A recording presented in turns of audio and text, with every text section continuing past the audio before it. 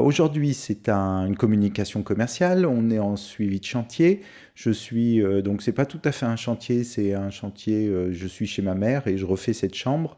Ça fait longtemps que je devais le faire et puis avec le travail, je prends pas le temps et voilà. Donc aujourd'hui, j'ai repeint le lambris, donc tu peux voir les différents suivis de chantier avant. Sur les numéros avant. Et donc là, ça va être le décollement du papier peint. Je vais te faire voir dans ce tuto comment je décolle le papier peint. Donc pour bien décoller son papier peint, ce qu'il faut, c'est qu'il faut bien le mouiller.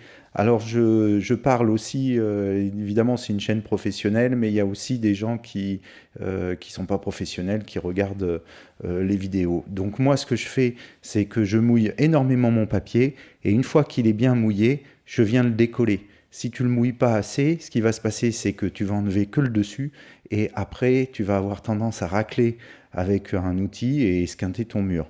Donc le principe du décollement de papier peint, c'est surtout de ne pas esquinter le support. Je vais utiliser un pulvérisateur et puis des éponges nettoyées au sol. Voilà, le maximum mouiller le papier peint pour que ça rentre.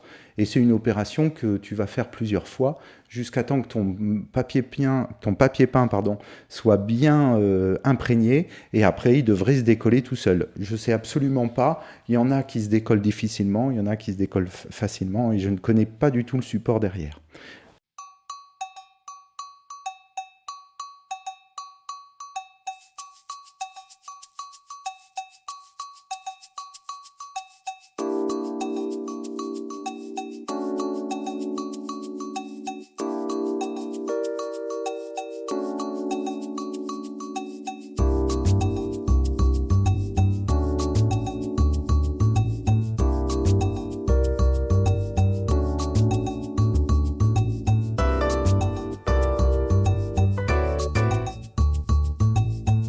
Évidemment, quand je mouille avec de l'eau chaude. Et puis le pulvérisateur, c'est pas le mien. Normalement, j'utilise un pulvérisateur de chez l'Outil Parfait avec des joints beaucoup plus résistants. Et il a un jet qui est plus large. L'avantage, c'est que tu vas beaucoup plus vite et il a plus de puissance. Bon, ça, c'est un truc de jardin. Je suis en déplacement, alors j'ai pas tous mes outils, c'est pas toujours évident. Voilà, donc on se débrouille avec ce qu'on a. Si tu aimes les vidéos, abonne-toi, like, active la cloche.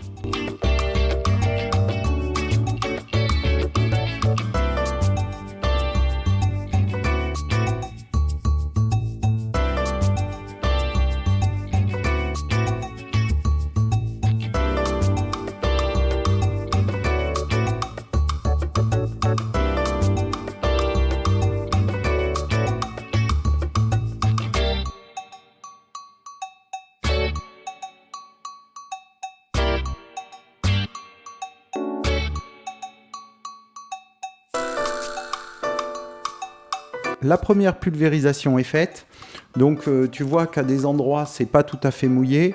De toute façon, le support, le papier peint est pas assez mouillé, il faut refaire l'application 2, 3 ou 4 fois.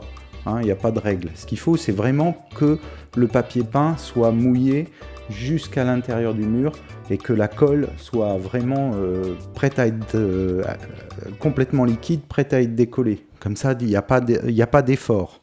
Ça y est, le support est correctement mouillé. L'eau a bien pénétré dans le mur.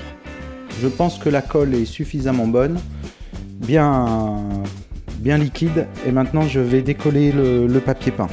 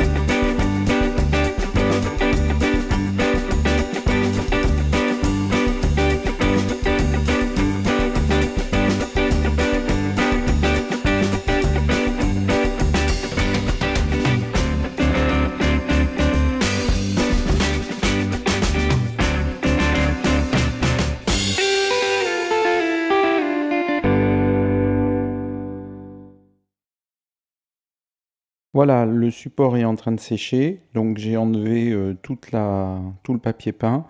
Bon, ici, il y a un petit peu plus de dégâts. Ici, bon, globalement, je suis assez content hein, parce que il y a quand même pas trop de travail.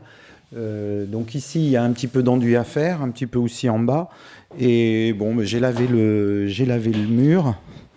Et puis, je suis assez content du résultat. Ça va être les joints acryliques sur cette partie-là et l'enduit à quelques petits endroits au niveau du mur et cette partie-là. Donc on s'aperçoit que dans la méthode de travail, bon ça doit avoir une trentaine d'années le papier peint, ils avaient commencé à peindre le lambris, hein, puisqu'on voit la trace donc du pinceau. Et puis après, pareil pour le bas, on voit bien la trace du pinceau des plinthes. Et après, ils ont collé le papier peint, ce qui est normal. Je te rappelle que si tu aimes les vidéos, tu peux t'abonner, active la cloche, et puis regarde plus de vidéos avec les playlists qui s'affichent.